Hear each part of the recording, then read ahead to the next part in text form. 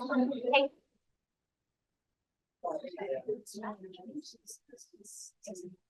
All right, so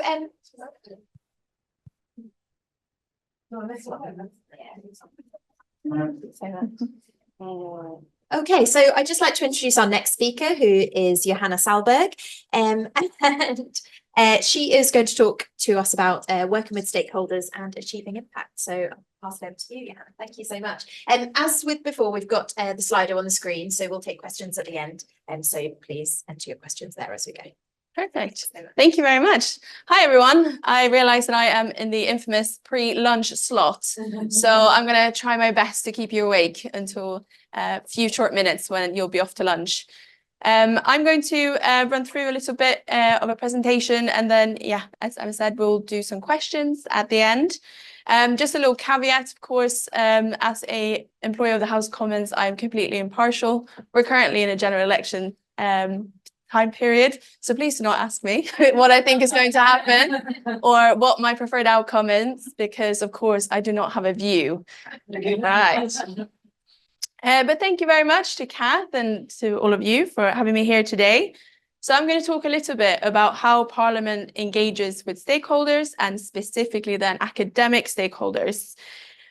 So my name is Yohanna Sallberg, and for the last about 2.5 years, I've been the second clerk to the Health and Social Care Select Committee. So during that time, I have been working on something called the Independent Expert Panel with Jane and with Kath, which if you want to know more about, 20 minutes would never be enough. So, you know, grab me at lunch. But during that time, we've engaged specifically with researchers and academics to sort of pull in the most up-to-date and best research we can to inform the panel's work. So that's kind of prompted us to do a bit more like this. And then also, of course, the influence of Kath has really sort of boosted us in being more proactive in talking to academics. So I will begin by briefly setting out what Parliament is, just really sort of basic outline there, and then what select committees are, how they work, and then we'll move on to look at engagement opportunities. So, how do I change this? It might not be checked in. Ah, there we are. My opening slide. Yes, very nice. Okay. So, what is the difference between government and Parliament? And just to say that it's fallen off my slide here, but of course we have two houses in the Houses of Parliament. So the first one, House of Commons, is made up by MPs elected after the general election. And what's not there is the second house, which is the House of Lords, where you're selected to serve, and you do so for the rest of your life. And so the House of Lords is unaffected by elections, as the House of Commons is, because the members of those houses, as they are there for life. And the House of Commons currently doesn't exist. We're waiting for it to be formed again after the 4th of July. And then each constituency will be returning one representative to sit in the House of Commons. And then through various sort of mechanisms, procedures, committees, both those houses hold the government, which is the executive, to account. So you as academics and researchers have loads of opportunities to fit into what the Houses of Parliament does. So what we're going to talk about now is inquiries, which is what select committees do when they run sort of big investigations into areas of interest or areas where the government is doing more or less well. And they usually, as part of that inquiry process, they also run roundtables where they want to hear from people who have that specific expertise, and also in form of written and oral evidence during the actual sessions. We'll also be looking at post-fellowships, which also Kath can fill you in on with sort of lived experience, and also engaging with the knowledge exchange units. So we'll be looking at that shortly. I won't speak at length about government because that's not where I work, but that is the executive. It is formed by the winning party. The leader of the winning party assembles a cabinet of ministers. They're responsible for running the country, public services, setting taxes, and so on. And there's also plenty of engagement opportunities here, which I won't go into very much information can be found on gov.uk, but usually it will be sort of leading up to formulation of new legislation or various consultations where you have an opportunity to feed in. So what is a select committee? So a select committee is a group of cross-party cross-party MPs, which means that they're both from the governing party, from the opposition parties, and the amount of seats they get on a select committee represents the amount of seats they won in the general election. So in the previous parliament, we would have about 10 Conservatives, about 5 or 6 Labour, and possibly 1 SNP or Lib Dem. Members can seek to be on the committee. They can sort of go to their whips, who are sort of the business managers in each party who run the parliamentary party in Westminster, and say, I really interested in defence. Please put me on the select committee. Or there might be an open spot and the whips say, you know what, you'd be very good. And then they place them there. So what we're waiting for now with the election is that once the election results are in, the chairmanships or chairwomanships of the committees will be sort of divvied out between different parties. So the party that wins the majority and goes into government, they will have sort of dibs on the top ones. So and then the rest of them will sort of be negotiated out. Once that's set, the chairs will be elected to each of those positions. It's a secret ballot, the whole house. And then once that's in place, then the committees can be formed. So this usually takes a little while after a general election. So yeah, it might be sort of until after the summer, possibly, before that's set up. But select committees then, they do these investigations called inquiries. They take evidence, they hold evidence sessions, they go on visits, and they do this in sort of the topic areas that they want. But so how many are there? So in the House of Commons, it's more sort of rigid in the structure that each committee sort of mirrors a government department. So if the government department changes, the select committee changes. So one example now is the Department for Levelling Up Local Communities and Housing, that changed name. So then the committee changes name, and sometimes it changes sort of areas of responsibility. Then the select committees do as well. And there's also a few sort of ad hoc ones. So one of those is the Environmental Audit Committee, which looks at each department, how they are doing on sort of their environmental track record. And there's also a few that are sort of looking at more wider constitutional reform, for example. And a few then focus on legislation. In the House of Lords, select committees are much wider in topic. So they will have sort of Public Services Committee, which can encompass almost everything. And they will do sort of wider ranging inquiries, usually lasting for about a year, whilst select committee inquiries in the Commons can be a bit shorter than that as well. But the best way to know sort of what committees there are, what they're doing, what they're planning to do, is to have a look at the parliamentary website. It's new and rebranded and it looks fabulous.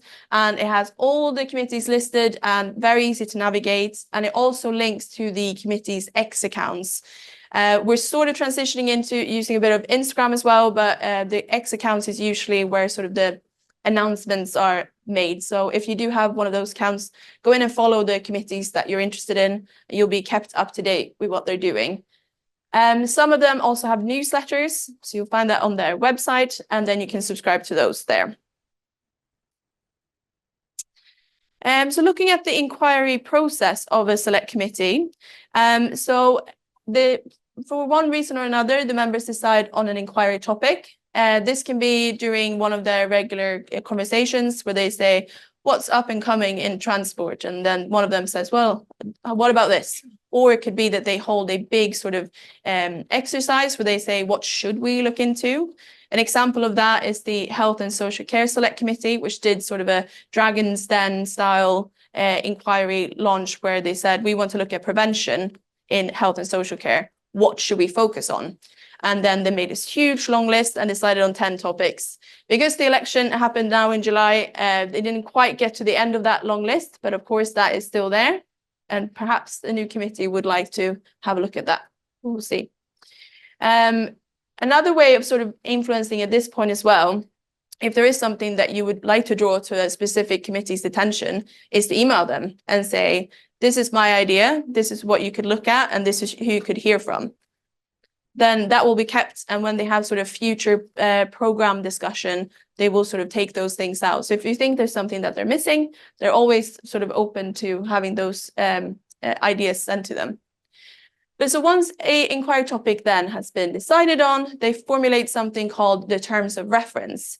The terms of reference is sort of like a long list of questions of what they want answered with this investigation. What is it that we want to find out? What is it that we're unsure of? Where is it that we don't have complete information or evidence where we really need to get some more? So these are key. If you're ever providing written evidence to a committee, make sure that they're centered around these, because the committee will be focusing on those. Absolutely, you can mention sort of maybe briefly, oh, and by the way, this would also have been good to look at, but this is what they want to know. So by focusing on that, you know that it's going to sort of maximize its usefulness for the committee. Once that's done, that's launched, and they say, hey, we're doing an inquiry into this, and these are our terms of reference. Please send us your written evidence for us to draw upon in this inquiry. Then all of those are analyzed, and the committee starts planning its oral evidence sessions. Sometimes it could be sort of a one-off session, 3 panels, 1 day, very quick.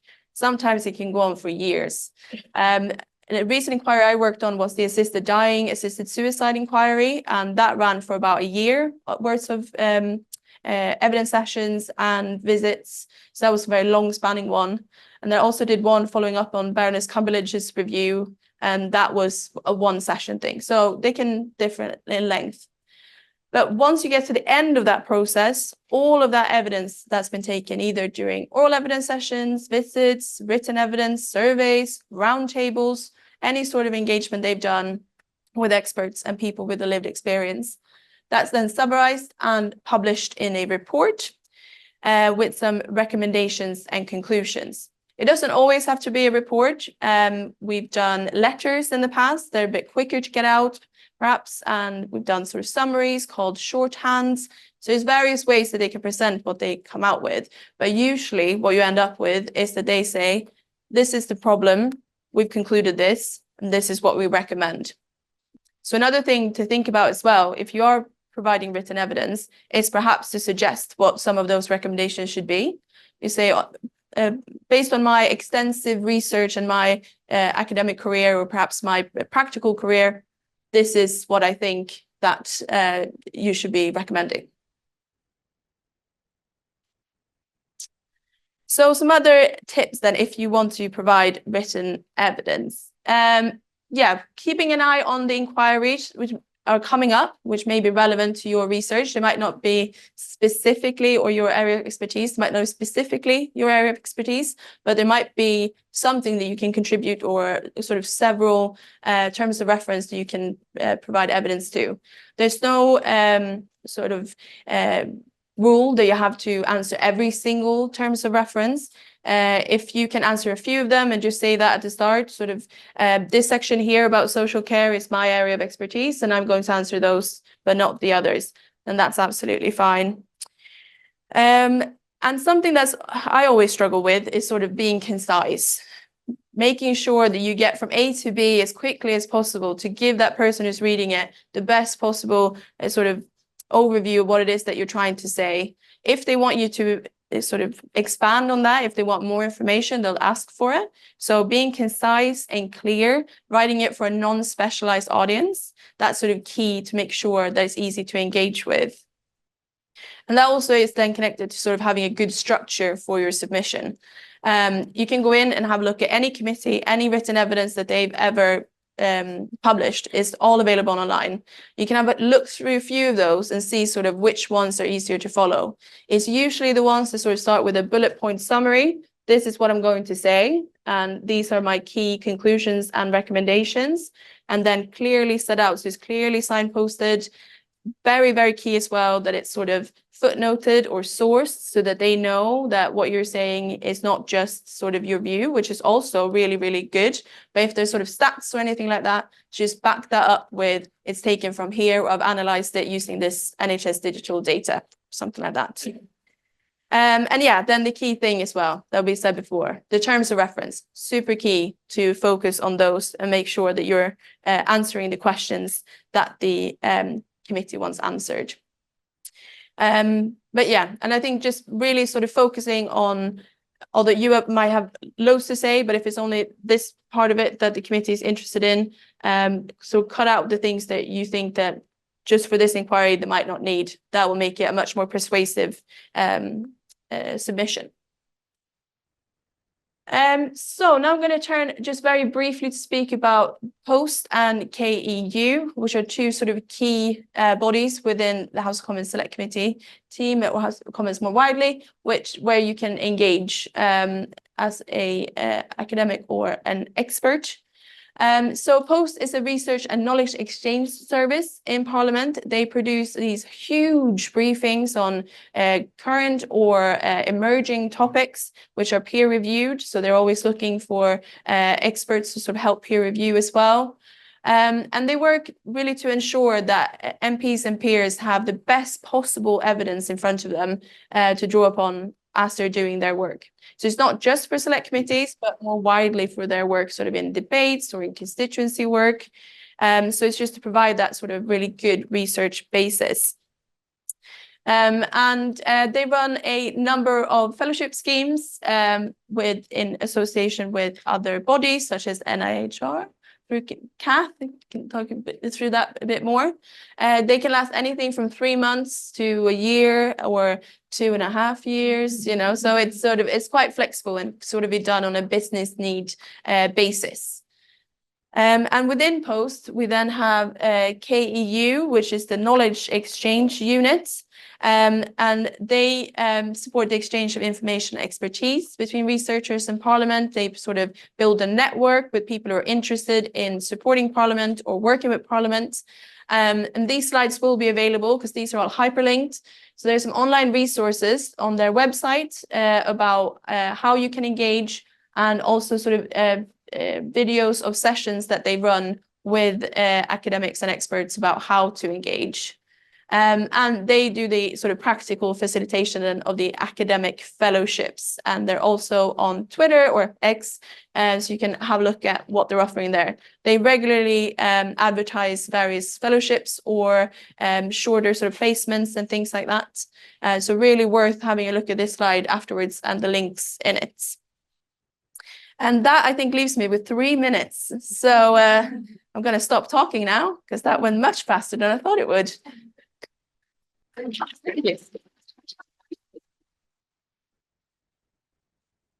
you so much, Johanna. So yes, the Slido is up on the screen. I think we've got a couple of questions have come in already. So the first of which says, when I have emailed my MP's office in the past, it has been very slow getting a reply. Have you any advice to speed the process up? So sorry, just pause that. We're just going to change our interpreters just be true to do the questions if that's what it is. It gives me some time to think about it. You can see. Oh, yeah.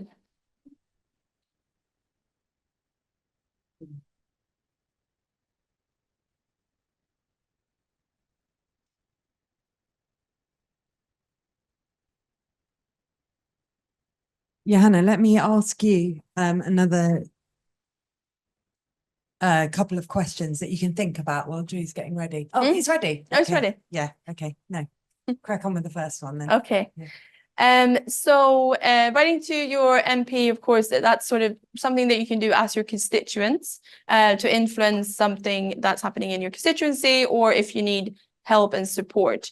I would say that if you want to provide evidence, the best way is to do that probably sort of through the formal channels of a select committee, so specifically within that area. Of course, you could be so lucky that the committee that you're very interested in, your MP might sit on there as well. So then you could sort of email both. But otherwise, I think if it's to contribute to an inquiry, then you use the sort of official channels for the committee rather than specific MPs, because their sort of their own inbox is obviously full with casework and other things that are sort of specific to them as MP rather than as a role on a select committee.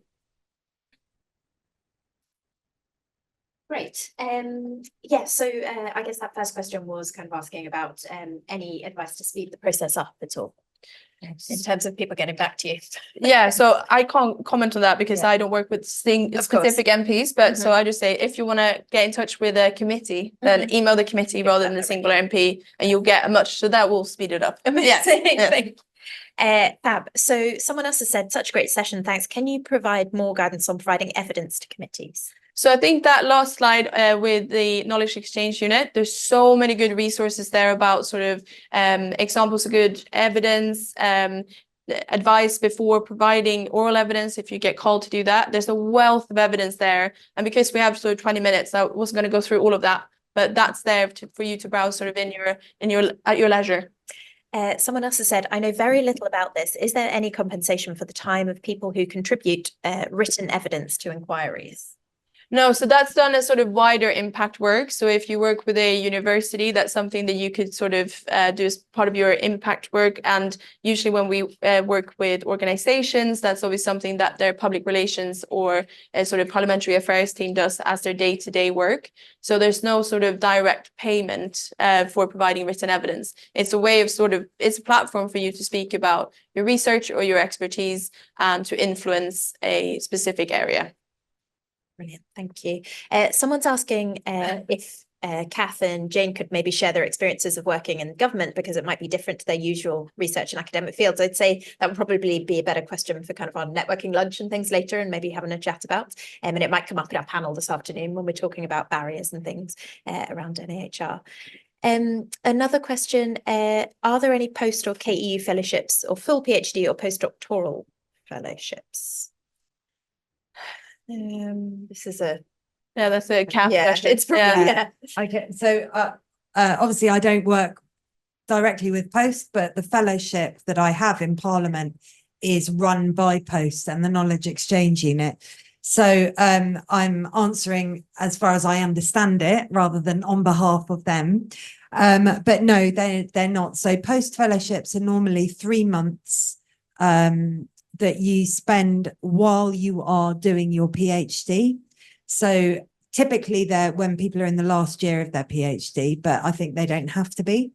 They're advertised on the Post website. Some of them are funded specifically. So the British Psychological Society, the BPS, runs a Post fellowship, or they did, used to, that's specifically for psychology PhD students. But otherwise, they're generally open to anyone, I believe. They often tend to be people doing scientific PhDs, or a medical PhD would fall into that as well. But they're not a PhD fellowship in the way that you get funding to do a PhD.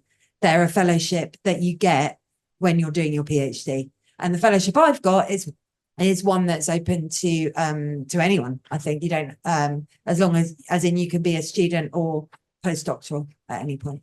Amazing. Thank you so much. And thank you, Johanna.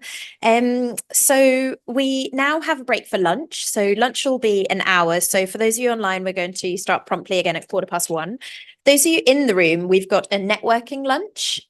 So in room 120, where you had refreshments earlier, there is lunch in there. There's also a quiet room in room 104, just here if you need it.